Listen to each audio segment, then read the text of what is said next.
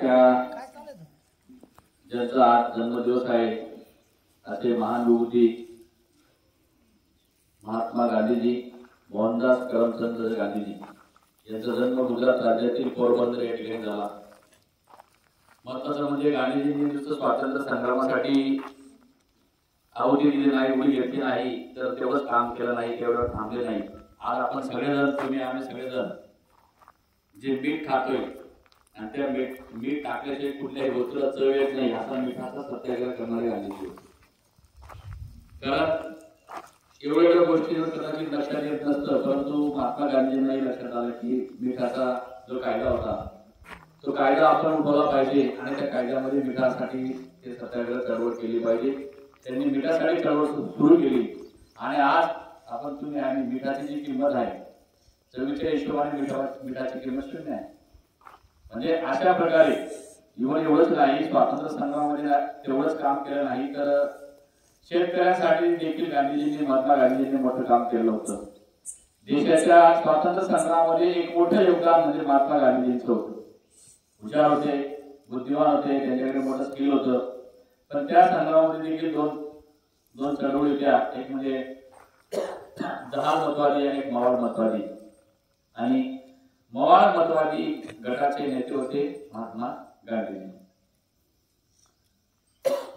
आणि या गटामध्ये महात्मा गांधीजी हे काम करत असताना, आता पहा आपण सगळेजण काम करत होतो, मी आम्ही सगळेजण काम करतो, काम करत असताना अनेक अडचणी येत असतात। त्यावेळेस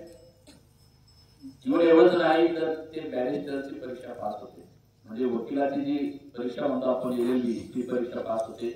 त्यांनी विदेशामध्ये वकिली देखील केली आणि जी वकिली करत असताना त्यांना स्वदेशाचा स्वाभिमान होता, म्हणून भारतामध्ये परत आले आणि आपल्या भारत देशामध्ये वकिली केली। आणि ते एवढे महत्वादी होते, एवढे मवाळ होते, खूप मवाळ होते की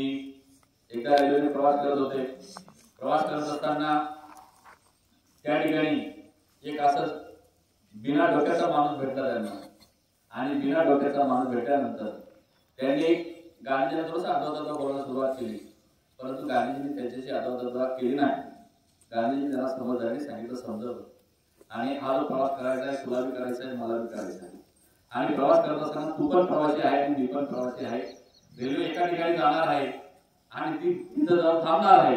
तुला फक्त तुझ्या स्टेशनला उतरायचंय, मला फक्त माझ्या स्टेशनला उतरायचंय, आदराचा बोलून फायदा नाही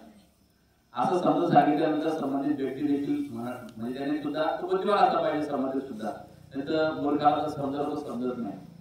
आणि मग ती व्यक्ती समजली की तुझी कोण आहात, ते म्हणते की मी भारत देशामध्ये राहणार मोहनदास करमचंद गांधी आहे।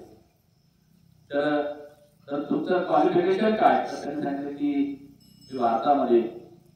LLBची परीक्षा पास झालो आहे, मी वकील आहे। आता पहा,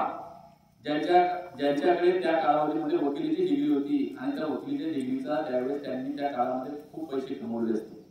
अशी बरीच माणसं आहेत त्यांच्याकडे खूप चांगल्या पदव्या असतात। उदाहरणार्थ महाराष्ट्रामध्ये जर उदाहरण केलं तर खरोखर एक शेतकऱ्यांचे नेते म्हणून आदरणीय शरद जोशी, तर एक शेतकरी समाज म्हणजे शेतकरी गटासाठी लढणारा माणूस होता, IAS झालेला माणूस होता। आता त्यावेळेस IAS झालेल्या माणसाला किती पगार असतो, परंतु त्यांनी साऱ्या सुविधा सोडल्या, नोकरी सोडली आणि शेतकऱ्यांसाठी झटत राहिले। म्हणजे असे अनेक माणसं आहेत। दुसरे मूर्तिमंत उदाहरण म्हणजे लालबहादूर शास्त्री, त्यांनी शेतकऱ्यांसाठी एक मोठा लढा दिला आणि शेतकऱ्यांसाठी भारताचे पंतप्रधान पद वर असताना देखील त्यांनी शेतकऱ्यांसाठी खूप मोठं काम केलं। आणि दुसरा विशेष म्हणजे एका रेल्वेचा अपघात झाला आणि रेल्वेमध्ये काही माणसं मेली, तर माणसं मेल्यानंतर त्यांनी रेल्वे मंत्री पदाचा देखील राजीनामा दिला। म्हणजे मी रेल्वेमध्ये असताना रेल्वेचा अपघात झाला, तिथं माणसं मेली, तर मी त्याला न्याय देऊ शकलो नाही, म्हणून त्यांनी पदाचा राजीनामा दिला होता। म्हणजे अशी काही माणसं असतात की असो, म्हणून अशा जे महान विभूती असतात त्यांचा जन्मदिवस, त्यांची पुण्यतिथी ही साजरी केली जाते। केवळ त्या फोटोला हार घालण्यासाठी नव्हे, त्याला गुलाल लावण्यासाठी नव्हे, त्याला अगरबत्ती लावण्यासाठी नव्हे, तर ज्या नेत्यांची पुण्यतिथी जयंती साजरी केली जाईल त्या पुण्यतिथी जयंतीच्या मागे एक मोठा इतिहास असतो की जेणेकरून त्यांच्यामध्ये असलेली चांगली गुण आपल्याला घ्यायची असतात। असो, प्रत्येक मनुष्य हा चुकीचा पुतळा आहे, माणसाच्या जीवनामध्ये अनेक चुक्या होत असतात, तर त्या चुकीमध्ये आपल्याला कसं दुरुस्त करता येईल हे जे उदाहरण असतं ते महात्मा गांधी। आणि त्यानंतर दुसरं उदाहरण जे आहे ते म्हणजे लालबहादूर शास्त्रीजी की रेल्वेमध्ये माणसं गेली मंत्रिपदाचा राजीनामा का द्यायचं बघा म्हणजे किती हे मोठं मन आहे की रेल्वेचा अपघात झाला आणि रेल्वेचा अपघात झाल्यानंतर पदाचा राजीनामा देणं तेवढं सोपं काम नाही तर त्यांनी रेल्वे मंत्रिपदाचा देखील राजीनामा दिला होता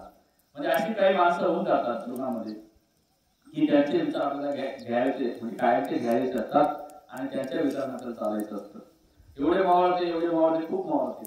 त्याप्रमाणे शेतकऱ्यांसाठी असेल देशासाठी असेल म्हणजे प्रत्येक गोष्टीसाठी आणि त्यांचा एक उद्देश होता एक ध्येय होतं की कोणाचीही हिंसा करायची नाही आणि प्रत्येकाला एक चांगल्या प्रकारे वागणूक द्यायची हे त्यांचं काम होतं आणि लालबहादूर शास्त्री देखील तसेच होते की देशाचं पंतप्रधान पद एवढं मोठं पद असताना देखील त्यांनी कुठल्याही प्रकारे कोणाचा द्वेष केला नाही आणि विशेष करून दोघांनीही आता पक्षाचा विषय येतो म्हणून बोलतो तर काँग्रेस पक्षाची स्थापना करण्यामध्ये महात्मा गांधींचा मोठा इतिहास होता आणि त्या काळामध्ये काँग्रेस पक्ष हा एकमेव मोठा पक्ष होता आणि त्या पक्षामध्ये देखील काम करणारे महात्मा गांधीजी होते म्हणजे अशी अनेक मंडळी असते त्यासुद्धा बाकीचा राजकीय भाग वेगळा असतो त्या भागामध्ये जायचं असतो फळा जायचं नाही आपल्याला फक्त त्या नेत्याविषयीच पाहायचं आहे की ते नेते मंडळी काय होती त्यांनी कसं काम केलं आणि त्यांचा जीवनपट जर पाहिला तर ते समाजासाठी देशासाठी धर्मासाठी खूप काम केलं